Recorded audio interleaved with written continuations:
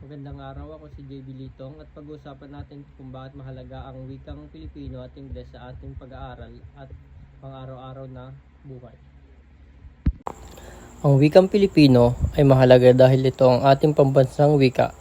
Ito ang tumutulong upang mas mapalapit tayo sa isa't isa bilang mga Pilipino.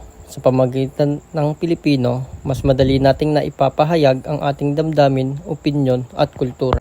Bilang estudyante, malaking tulong ang Pilipino sa pag-unawa ng mga aralin. Mas nagiging komportable tayo magsalita at magbigay ng ideya kapag ginagamit natin ang sariling wika. Samantala, mahalaga rin ang wikang Ingles dahil ito ang ginagamit sa mga libro, teknolohiya at komunikasyon sa iba't ibang bansa. Dahil dito, mas napapalawak natin ang ating kaalaman. Sa panahon ngayon, maraming impormasyon sa internet ang nasa wikang Ingles.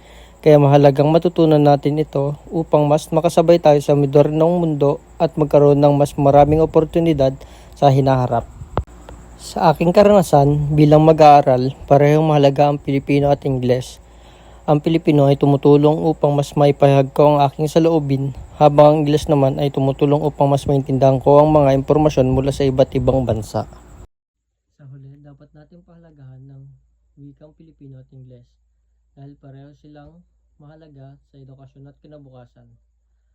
Maraming salamat sa panonood at sana may natutunan kayo sa aking mini vlog.